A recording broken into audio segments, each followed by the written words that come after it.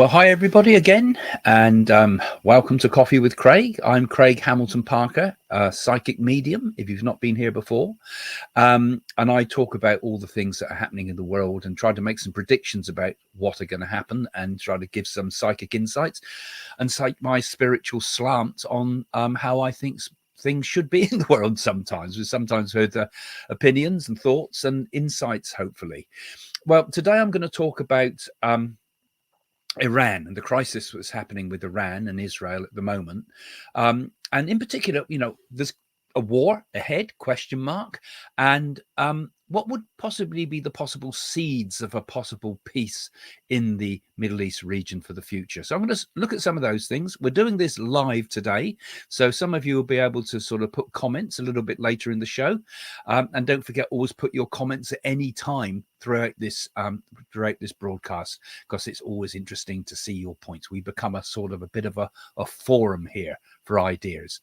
Okay, welcome to Coffee with Craig.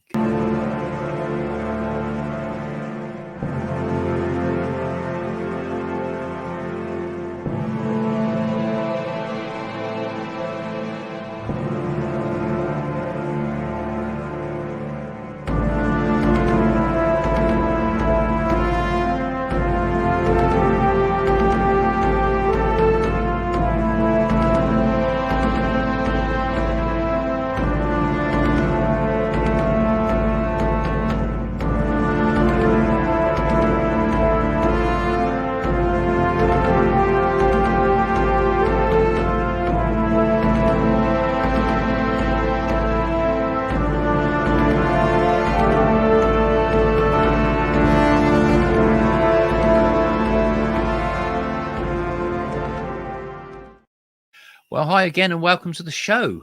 Today I'm doing it on a Saturday, which is a bit unusual, but I've got lots of commitments next week, so Saturday it is.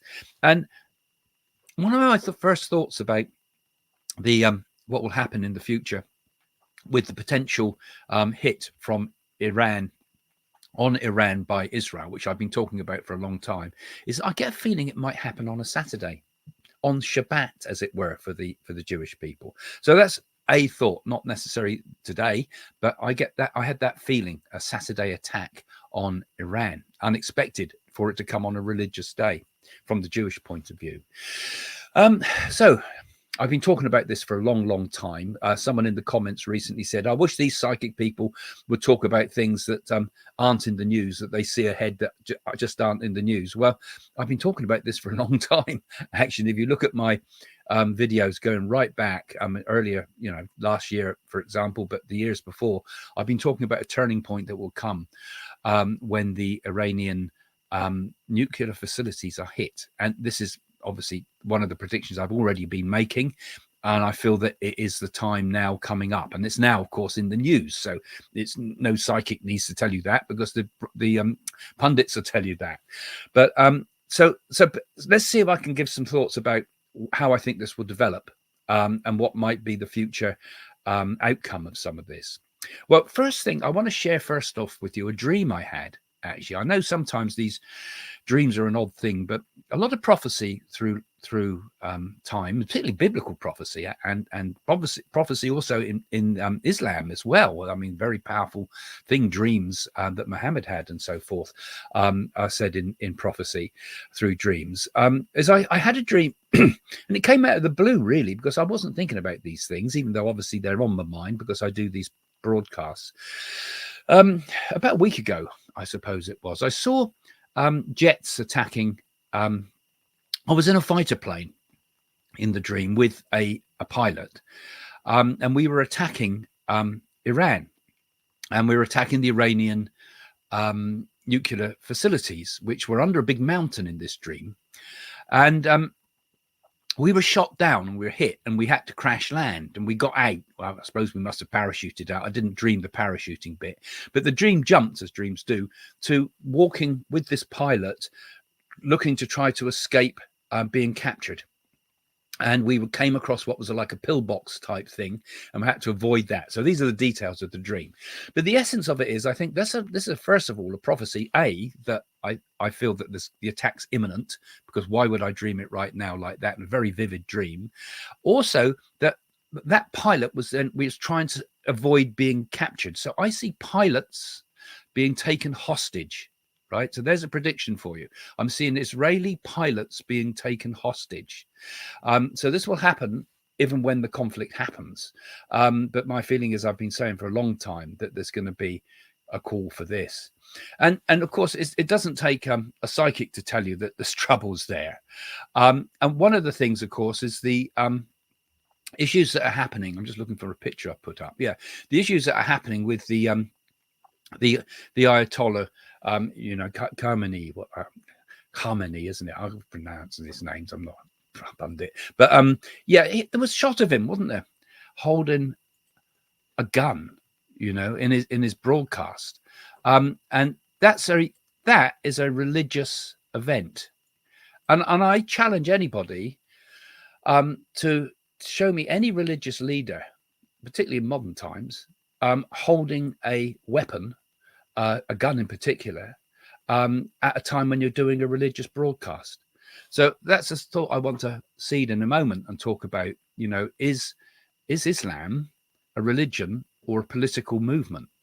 And should those two aspects be separated? And could that be one way to peace? But let's think about what's going to happen coming up, because I feel Biden has been unresponsive to the Israelis, and the Israelis have been turned their back on Biden completely when he's ever tried to sort of strike some miraculous peace deal. It's not going to happen, is it? They don't listen to him. He's become a weak force. And this is one of the reasons all this is happening, because if they know America's weak and they know America's not going to try to put the brake on it, or forcefully try to put the brake on things, and with or without America's support, Israel now want to, particularly Netanyahu, wants to complete his mission, as it were, his lifelong mission. I've spoken about this before. So, as I predicted, it happened, didn't it? They went out of Gaza straight now into Lebanon. I've stood on those hills on the Golan Heights from Syria, looking down into Lebanon, and I've been on the Lebanese border. And I know that right on that border there, you can literally see the villages of Lebanon from Israel and vice versa. I've stood in those places, and they are obviously a place that makes Israel very susceptible to attack. So what I'm seeing there is the Israelis moving in with their tanks, which they're going to do. They've already massed tanks on the border, but I see that being flattened. I'm seeing them making a buffer zone. They've done it in Gaza. They kind of cut trenches almost through the city of Gaza, the cities in Gaza, to separate areas so they can partition it in a way for capturing Hamas or killing Hamas.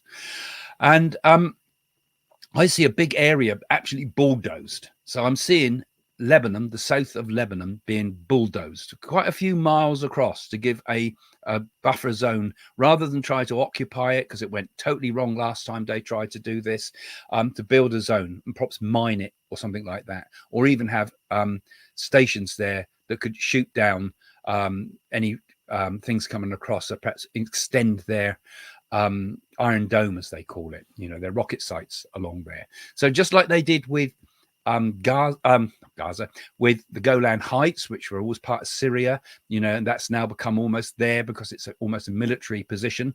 I see them doing exactly the same now in Lebanon. That's the softening up process before we start to see the actual hit on Iran. And I think the Iran hit is going to come simultaneously with all what I'm describing here. They're going to go in with or without the Americans' help. I did say, as I said in other videos, and one I predicted early on, that the American elections voting will be swung a lot by what's happening in the Middle East and what will happen in the Middle East. As I said, there'll be 5 unexpected events. This is one of them, as well as the hurricanes in Florida, that would swing the voters away from the Democrats, because let's face it, they're going to look very, very weak when all this happens. And although nobody wants warmongering presidents, they also want peace presidents. And often, if those that are not prepared to stand up to evil, and then evil wins. And that seems to be the way it's going at the moment. Now, and I say that, I don't mean that Muslim people are evil or anything like that. I have great respect for many, many friends that are Muslims and so forth. But I think there is a dark element in Iran. I think most fair-minded people would say that the Ayatollah and his crew are not the most spiritually minded of people. They're bringing out fanaticism. But anyway, we'll talk about that in a moment. And also some of these things that, you know, the common things that the religions of the Abrahamic faiths have in common. I mean, this is crazy that everybody should be so at each other's throats, really. So, so I feel Biden's going to be get egg on his face. And with it, Harris is going to as well. And I said it before, but I'll say it again. I see an American, an American ship being hit by a missile or something like that. I see a hit on an American ship, which will eventually, I feel, draw them in. But for the first stages, they won't be drawn in. And at what point would they get drawn in? Because will it happen a bit later on? Because it's going to take some time before Trump, for example, if he wins, as I've suggested he will, if Trump wins, it's going to take right through to January time before he's actually an active president and can actually threaten wars or anything like that, you know. So this is all going to be happening in the time of the American presidential elections, as it is. And I predicted that. And I also said about Taiwan, there might be some problems ahead with that. But I saw also with this strike that's going to hit, I saw a new weapon being used, something that we've not seen before. And I saw lasers, and I feel that this is a laser-driven device that could actually penetrate somehow actually underground and get into tunnel systems. It's not a nuclear device. I didn't see a nuclear device, but I saw a very advanced and huge weapon that went in. So it's a ground busting bomb that would hit the underground facilities of the Iranian nuclear developments and so forth. And there may be more than one of these, but I saw a huge bomb going in, one particular big strike, obviously knocking out air defenses on the way in, but also I saw this huge strike, and it gets through in what I saw. So they're going to destroy the underground bunkers, but I don't see them getting all of it. That's the problem. I see they miss some.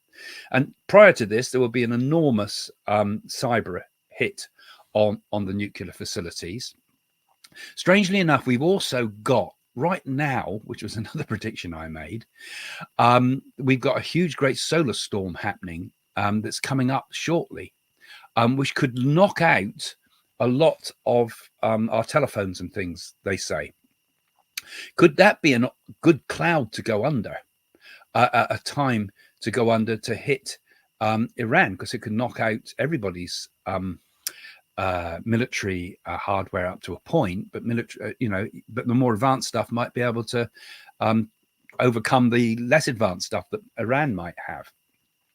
So could that sun flare even be a sign of the time when this could actually time events for us with this? Right. So unfortunately, all that's going to happen.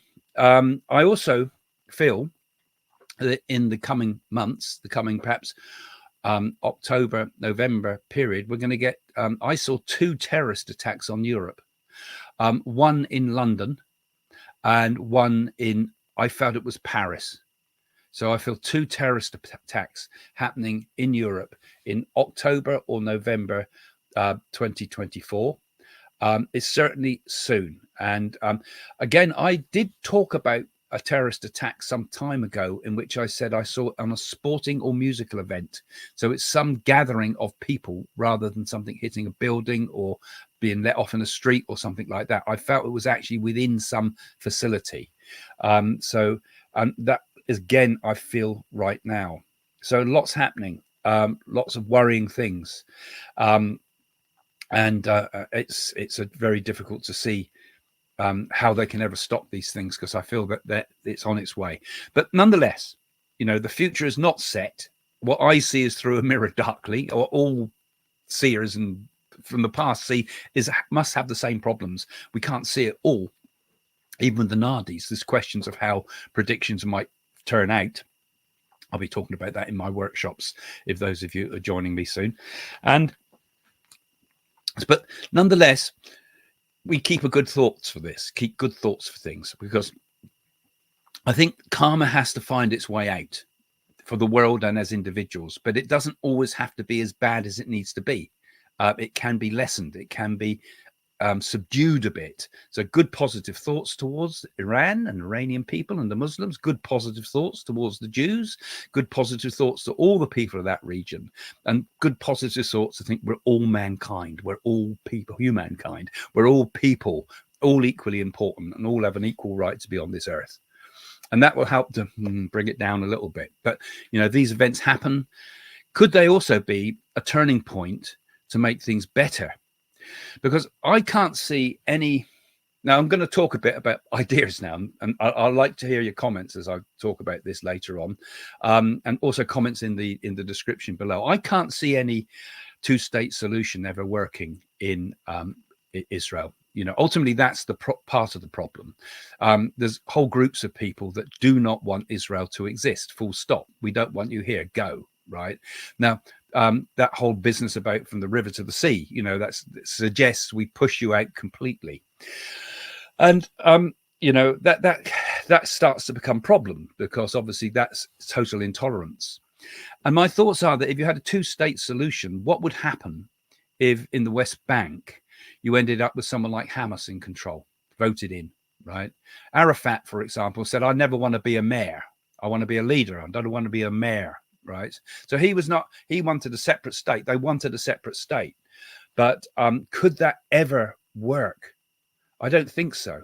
I just don't think so. I think ultimately, I feel, oops, lost my camera for a second. I think ultimately that that Israel might even take over right up to the Jordan, right into almost a bit into Jordan, even to create a new Israel, a wider, bigger Israel, and even push people into Jordan. Ultimately, even the people from Gaza might be forced into Jordan, because there's the Egyptians will not accept refugees ever, is their feeling, and they try to push people out.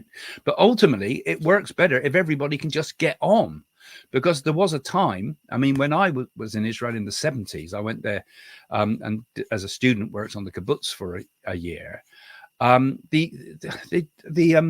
Many of I got to know better the Palestinians actually, and we used to go down and into Jerusalem and have mint tea and things, and got to know someone. It was lovely sitting there chatting to them. Lovely people, the Palestinians were. And I asked them then, what do you think about the occupation?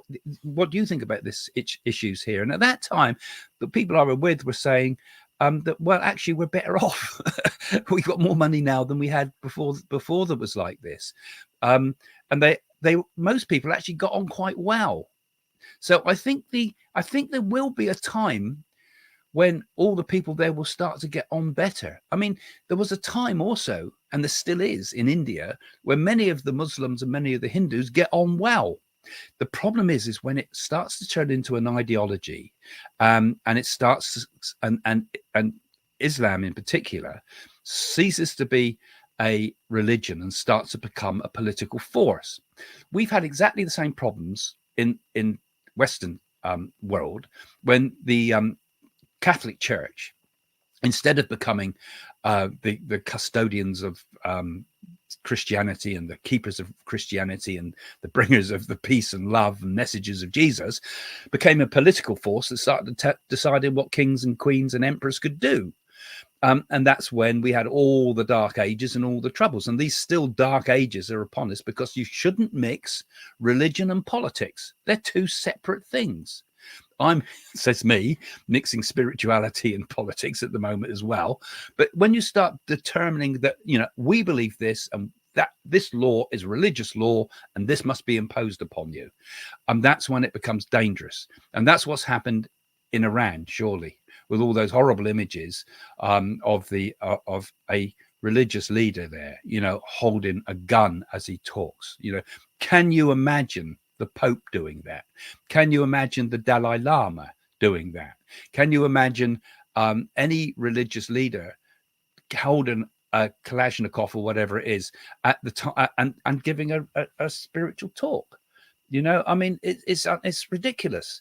And I think this is where the people of Iran are beginning to tire of these things too. You see these great big crowds in front of these talks, but you also hear on X and things at the moment that the Farsi groups, this is the language of Iran, people are talking in Farsi about they're cheering on the fall of Iran. Now, it might be people that have been exiled sometimes from Iran itself, but also within there is a hope for peace that would come from the fall of the Ayatollah. And frankly, until they can pull out that horrible sort of political aspect of it, how can Islam ever become a force for peace in the world again? It's not intended as a force to go to wars with people. I mean, there's so many things in common. Most people don't know the first thing about what Islam's all about. I'm not well read in it, but the things that I've seen is they have Jesus in it, they have Abraham in it, they have I think Mary's in it, and all sorts of similar things. From particularly Abraham as the founder of the roots of these things. And why can't we start looking for the common things, the common spiritual things, and chuck the politics out of it? Exactly the same things in Judaism, politics and religion coming together again, very, very dangerous. That becomes Zionism and all that sort of business. So, we got to pull out the warfare aspect out of religion. And this is where I think that has to all ultimately come through a spiritual revival of some sort. We have to all be thinking in terms of, we are all human beings, we are all spiritual beings, and we all have to say, look, stop being tied into saying this belief or that belief, and let's just look and say there's many paths up the mountain. I can't remember who said it, but somebody suggested once that if you took 50 people and dropped them into a city, they'd all find different routes. And I told them to get to the center. They'd all find different routes to get to that center. And it's exactly the same, isn't it, with religion? It's like we're all trying to get to the center of the mandala, and you drop them all in the different places and everybody finds a different route. And it's just like the same way. There's many routes at the top of a mountain, or there's many routes at the center of the flower. Everybody finds a different route. And that's what religion should be seen. We're all coming to the one God. I can't see any difference between the idea of Allah, the idea of Jehovah, the idea of Brahman, the idea of the Christian God, or whatever one, Nirvana even, whatever. They're all the same, surely. They are all the ultimate undefined Godhead, the spiritual source that is beyond it, which is infinite and beyond normal human comprehension, the peace that passes understanding. It's all the same. It's all love. There's ultimately, there's, all the religions, the thing they all have in common actually should be, and is at heart, if you look at the essence of all the teachings, is love, isn't it? Really, there's only one religion, the religion of love. And that's what we should be looking at. And I don't see love should carry a Kalashnikov or a sword or anything like that. Okay, so those are my my main thoughts. After this all happens too, one last thing, have mentioned this before, but I just add it again. We could get, I think, peace in the region if we stop the source of the weaponry, and that has to come by the fall of the negative forces in Iran. And I feel that will happen. I think there will eventually be an uprising in Iran as well from their own people, who will turn against these clerics and insist that politics and religion become separate, and that Iran will become the modern country it's meant to be. with the educated people that are already very educated in many cases, but the people that to allow those people to come to the fore again, where belief is put aside and common sense takes hold again. I even see that in Iran in the future there would be even the return of the monarchy as a symbol of we've changed the ways again, not to see the old bad ways of Iran coming back, but just as a symbolic thing to say this is like a symbol to say the country has changed, as a symbol, not as a leader. We're not going to see another form of despot take over from what was there before.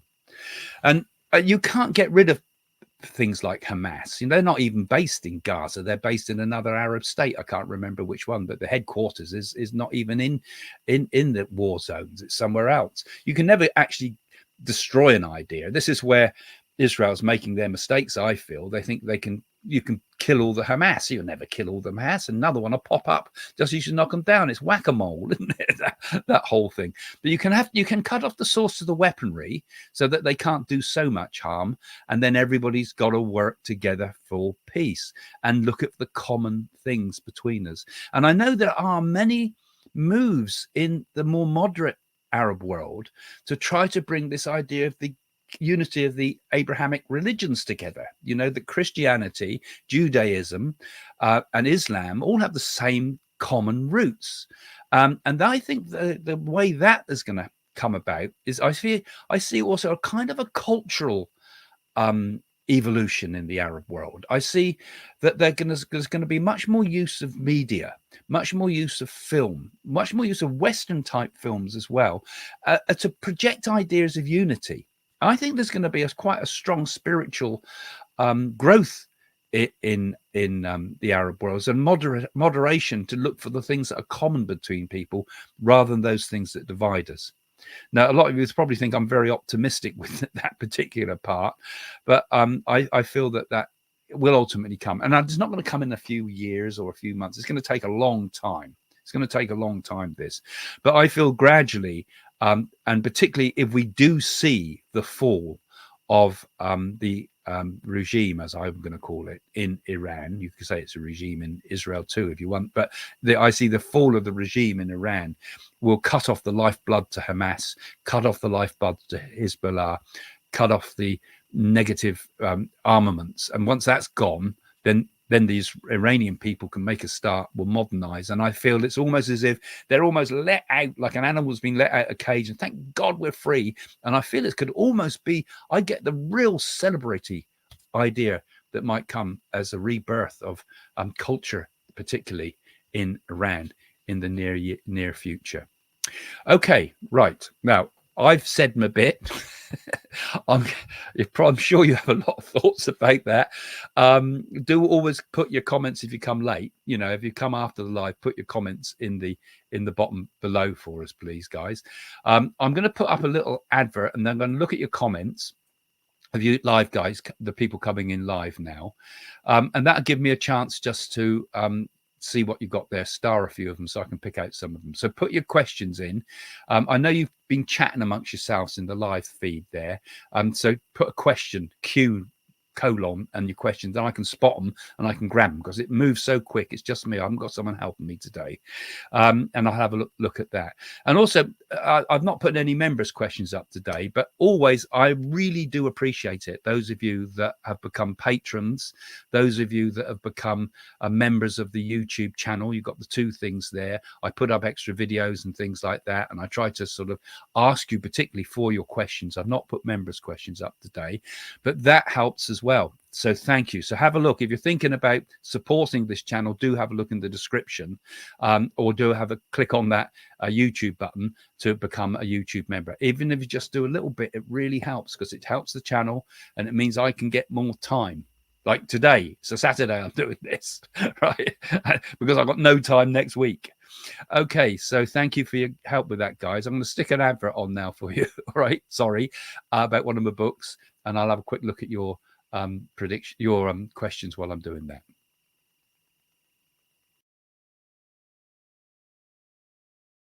My book, Psychic School, will show you how to become a psychic or a medium. Over the years, I have demonstrated mediumship, confounded skeptics with the accuracy of my readings, and taught students how to unlock their latent psychic powers. For BBC television, my real-world Psychic School classes were filmed over a year and made into a major 3-part documentary. Now I show you how to recognize and harness your own psychic powers. In fact, these forces may already be at work in your own life through gut feelings, dreams, and perceptions. All you need to do is understand how to recognize and channel your abilities. I will show you how to set up a circle that can take you from fledgling psychic to professional medium. Learn about clairvoyance, meditation, spirit guides, aura reading, inspirational speaking, psychic mediumship, and other age-old techniques.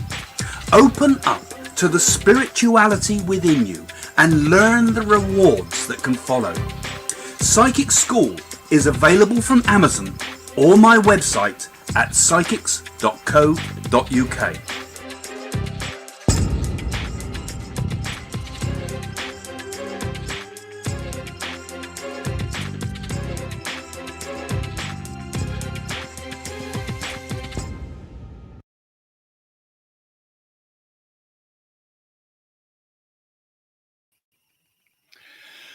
Right, there you go. Go and buy the book. Okay, so I grabbed a few of your stuff. I've started. What we can do is I can highlight a few of them so that I can see them, because you run so quick. So those questions came in. You had to sort of panic to put them in. But thank you. There's a few quick, interesting ones I was able to grab there, and we can look at what's you asked me there. And there's a few other questions you were asking of other things too, so I can answer some of those. That was interesting. What's going to happen in Iran after the Israel strike? Because excuse me, what's going to happen in Iran after the Israel strike? My feeling is that first of all, the facilities get hit, and the missile bases and the drone production factories, all of that I see as being clobbered. But it would also be, I get the feeling that soon after it, there'll be an uprising, that the powers that be will be pulled from power. And that may be pushed a bit by things going on with Mossad and maybe the CIA and others in the background, encouraging this to happen. I see social media going wild when it all happens. Iran's access to social media somehow being opened up. It might be that there could be a way of making sure that people in Iran can get all the information coming in from other parts of the world, transmissions coming in and things like that. I think they would pull the Ayatollah down, and that might even be quite quick. After that. And of course, we've already got a very strong women's movement in Iran. It's very, very brave people there, who have gone through all sorts of threats in order to fight for women's rights.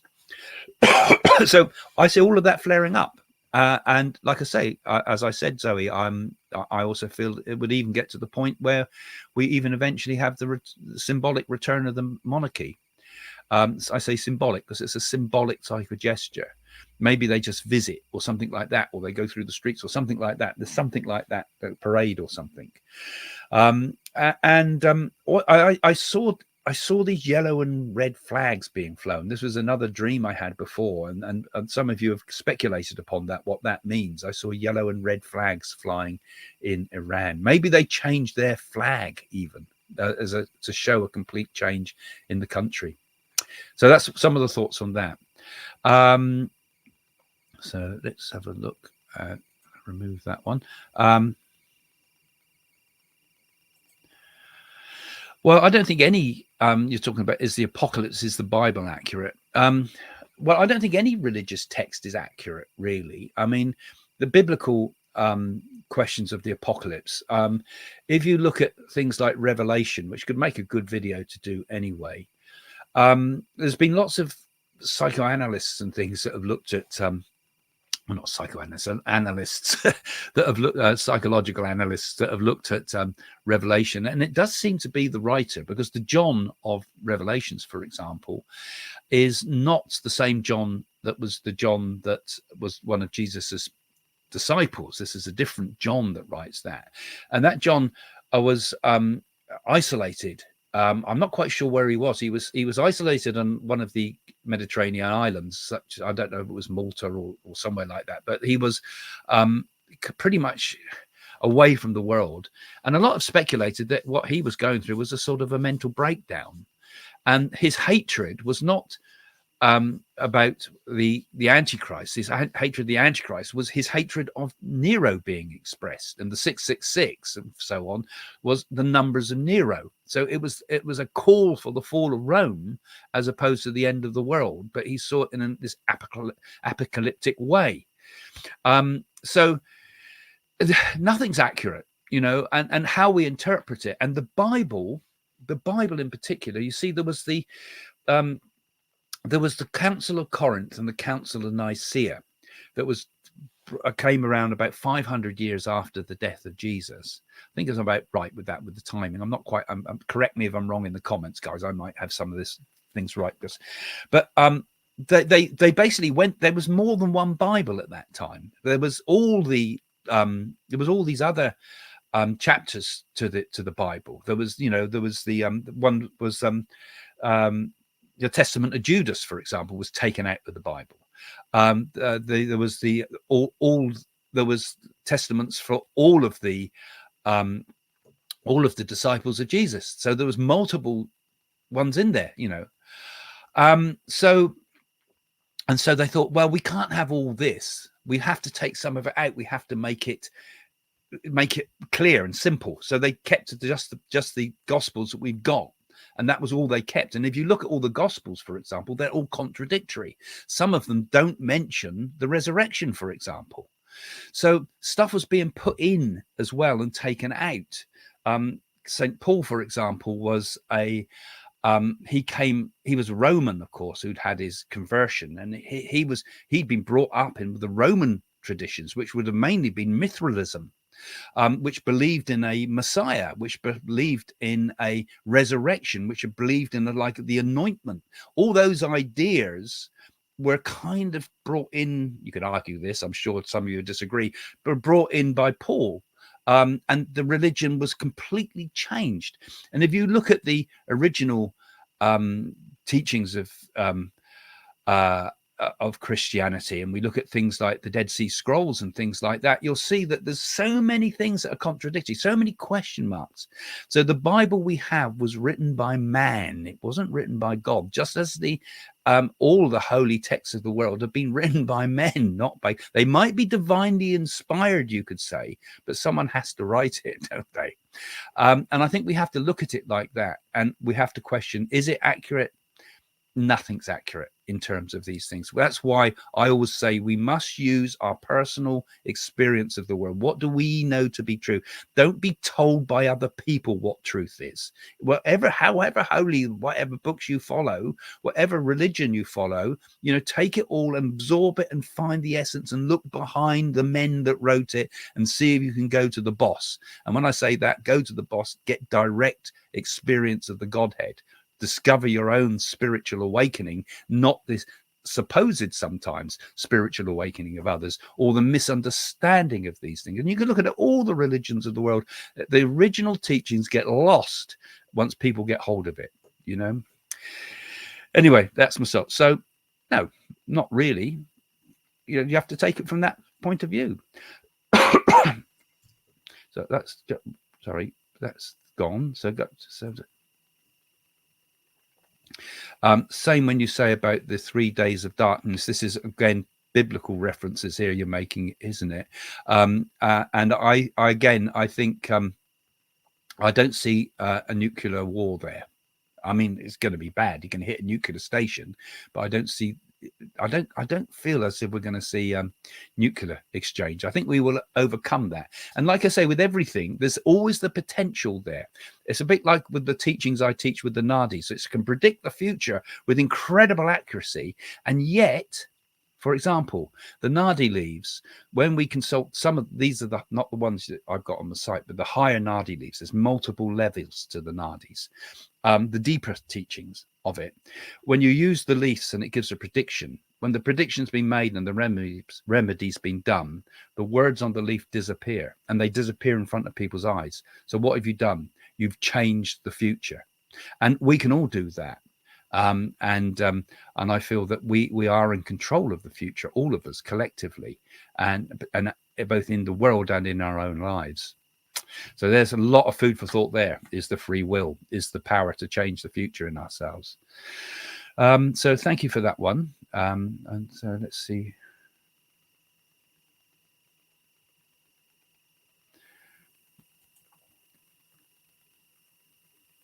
I was wondering about Iraq, actually, because Iraq's actually quite a good example of it. Well, Iraq should have developed much more than it should have done, but at least the people have got more or less a peace there now. And Iraq is not under such stress as it was when it was under the control of the regimes. I get feeling, I think the whole Middle East could get involved in some way, because this thing could expand all over the place. You know, I mean, what's going to happen in Syria yet? We might see some interesting developments there yet. I have to give it deeper thought with that, but I didn't initially see Iraq pulled in. I think this is going to be an exchange at first. It'll be quite a short-lived exchange, the first part of it, between Iran and Israel. But we'll maybe look at that.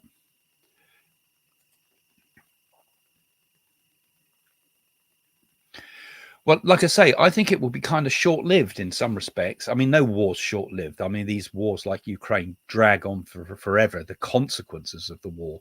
But I think the initial strike will be short and sweet, as it were. Ooh, not sweet, hardly. But, you know, it'll be short and it'll be sudden. And I feel that, like I said, I feel the Iranian people are not behind what's being projected of Iran. Iran is seen as some sort of, from the outside world, is seen as some sort of like a totalitarian state with these evil people running it, with and all the people shouting and cheering it on. But actually, I don't think the common person there in Iran feels like that. They feel differently, but they have to keep quiet. You know, they can't be vocal. Look what happened to the women. So there will be citizens dying, but hopefully not on the scale that we've seen in Gaza and places like that. And a few other things people have put up. Okay, that's it. I'll put it up. Will the UK start to get better, Graham? Politically, it's been a nightmare. I'll have to do a full one on that, on calm and cozy, Laura. Not a calm and cozy question there. But I feel that, well, I'll have to do something full on that later on. You know, we've got complications here, haven't we? And Starmer is not the man that everybody thought he was. And we're going to see massive disruptions with that very soon. I can't see Starmer staying in power, but what would follow that, you know? Oh, well, thank you. Thank you for making the donation, guys. That's always appreciated. That's one. You can go on the screen. Thank you very much. That's very kind of you. And last one, someone just asked them, when will your Italy retreat be set up? Well, actually, that's interesting. You should put that one up, because our Craig and Jane show yesterday went completely all over the place, so we couldn't talk about those type of topics. But we're in the process of doing it. It's a long process for us, because we've got to find the money to do it. We've got a fabulous building which we bought, which is our own building, and basically underneath there's a huge great area that we can make into a retreat.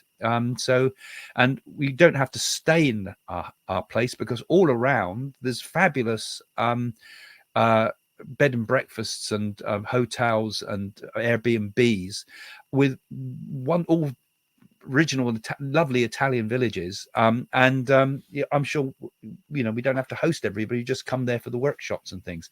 So it's not too bad a thing. We've got to find the last part of the money though. We need quite a lot to do this. So if there's anybody out there that thinks Coffee with Craig, they're great, I love them, I love Craig and Jane, let's give them $50,000 and help them to get it. Dream on, Craig. But anyway, thank you guys for all your help, and everything, with all of you that have been supporting the site and been supporting our work all the time.